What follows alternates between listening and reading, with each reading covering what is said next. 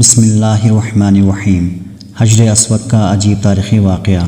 7 ذی الحج 1317 ہجری کو بحرین کے حاکم ابو طاہر سلیمان قرامتی نے مکہ معظمہ پر قبضہ کر لیا۔ خوف و ہراس کا یہ عالم تھا کہ اس سال 317 ہجری کو حج البیت اللہ شریف نہ ہو سکا، کوئی بھی شخص عرفات نہ جا سکا۔ انا للہ و انا الیہ راجعون۔ یہ اسلام میں پہلا موقع تھا کہ حج البیت اللہ موقوف ہو گیا۔ اسی ابو طاہر قرامتی نے حجر اسود کو خانہ کعبہ سے نکالا اور اپنے ساتھ بحرین لے گیا۔ پھر بنو عباس کے خلیفہ مقتدر باللہ نے ابو طاہر قرامتی کے ساتھ فیصلہ کیا اور 30,000 دینار دے دیے۔ تب حجر اسود خانہ کعبہ کو واپس کر دیا۔ یہ واپسی 339 ہجری کو ہوئی۔ گویا کہ 22 سال تک خانہ کعبہ حجر اسود سے خالی رہا۔ جب فیصلہ ہوا کہ حجر اسود واپس کیا جائے گا تو اس سلسلے میں خلیفہ وقت نے ایک بڑے عالم محدث شیخ عبداللہ کو حجر اسود کی وصولی کے لیے ایک وفد کے ساتھ بحرین بھجوایا۔ یہ واقعہ علامہ سیوطی کے روایت سے اس طرح نقل کیا گیا ہے کہ جب شیخ عبداللہ بحرین پہنچ گئے تو بحرین کے حاکم نے ایک تقریب کا اہتمام کیا جس میں حجر اسود کو ان کے حوالے کیا جانا تھا۔ ایک خوشبودار پتھر خوبصورت غلاف سے نکالا گیا اور کہا یہ حجر اسود ہے، لے جائیں۔ محدث عبداللہ نے فرمایا نہیں، بلکہ حجر اسود میں 2 نشانیاں ہیں۔ اگر یہ پتھر اس معیار پر پورا اترا تو یہ حجر اسود ہوگا اور ہم اسے لے جائیں گے۔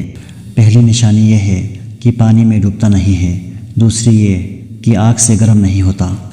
اب اس پتھر کو پانی میں ڈالا گیا تو وہ ڈوب گیا، پھر آگ میں اسے ڈالا گیا تو سخت گرم ہو گیا، یہاں تک کہ پھٹ گیا۔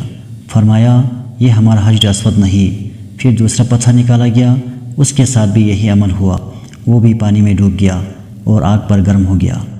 فرمایا ہم اصل حجر اسود کو لیں گے۔ پھر اصل حجر اسود لایا گیا اور آگ میں ڈالا گیا تو ٹھنڈا نکلا، پھر پانی میں ڈالا گیا تو پھول کی طرح پانی کے اوپر تیرنے لگا۔ محدث عبداللہ نے فرمایا یہی ہمارا حجر اسود ہے اور یہی خانہ کعبہ کی زینت ہے اور یہی جنت والا پتھر ہے۔ اس وقت ابو قرامتی نے تعجب کیا اور کہا یہ باتیں آپ کو کہاں سے معلوم ہوئی ہیں؟ تو محدث عبداللہ نے فرمایا یہ باتیں ہمیں رسول خدا صلی اللہ علیہ وآلہ وسلم نے بتائی ہیں کہ حجر اسود پانی میں ڈوبے گا نہیں اور آگ سے گرم نہیں ہوگا۔ جب حجر اسود مسلمانوں کو مل گیا تو ایک کمزور اونٹنی پر لادا گیا جس نے تیز رفتاری کے ساتھ اسے خانہ کعبہ تک پہنچایا۔ اس اونٹنی میں زبردست قوت آ گئی، اس لیے کہ حجر اسود اپنے مرکز بیت اللہ کی طرف جا رہا تھا۔